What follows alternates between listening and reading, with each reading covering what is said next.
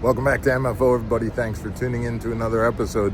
I'm here at the Invitationals Championship. We're just waiting for the guys to come in and weigh in here in Lacrosse, Wisconsin.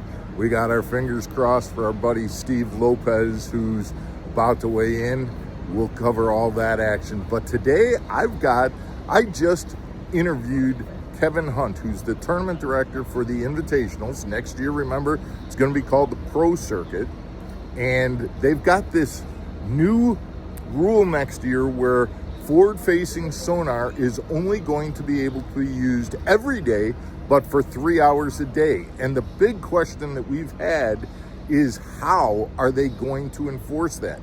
You know that on the BPT, they've got marshals. So they've got somebody who can watch, okay, this period you're using it, next two periods you can't.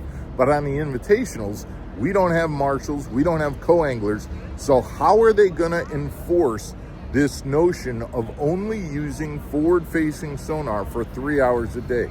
Well, we got the answer today when we spoke with Kevin Hunt. Stick around, guys. We'll talk about it when we come back.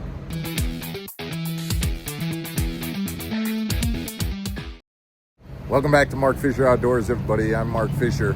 Like I said, here at the Invitationals, but more importantly, just got the inside scoop from Kevin Hunt, tournament director of the Major League Fishing Pro Circuit as of 2026, on how we're going to be monitoring this 3 hour period where we're using forward-facing sonar. Major League Fishing has adapted the philosophy that technology is here to stay. However, it plays such a role that they want to limit the use of technology. And they like the idea of a third of the day. What they don't like is what we did this year, which is 1 day on, 1 day off, 1 day on. And so they wanted to spread it out. And so somehow they wanted to get to a point where the invitational anglers would have the use of forward-facing sonar for 3 hours a day. But again, because there's no co-anglers, because there's no marshals, how do you police that? How do you make it happen? Well, the reality is that what Major League Fishing is doing is they have their IT specialists working on basically a timer box that all the invitational anglers will put on their boat.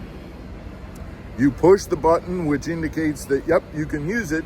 And now, based on a timer, you will be allowed to use that function for 3 hours. And at 3 hours, boom, it shuts off and you are done. So once you push that button, you're on, you're forward facing, that's your time to go.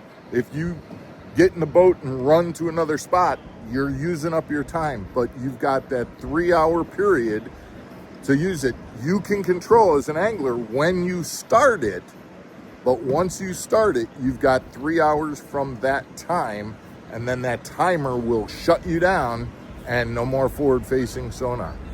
I think it's really interesting. These guys are working diligently to get these units done, to test them, to work them out, whether they're on Garmin's or Lowrance or Humminbirds. They're working out the whole deal, and Kevin Hunt is 100% confident that it's all going to be ready by the time we get started. Guys, we're about to look and see how this year wraps up with the championship. Like I said, my fingers are crossed for my buddy Steve Lopez, but that's what we got planned for next year in 2026. Thanks for tuning in. I'd love to hear your comments about this. Do you think it's a good idea, number one?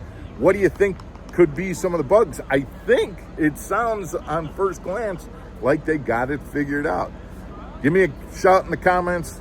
Love to hear what you think about it. And guys, if you haven't, hit that subscribe button and become a part of the Mark Fisher Outdoors community. Appreciate you tuning in. We'll see you again tomorrow on another episode of Mark Fisher Outdoors. Take care, everybody.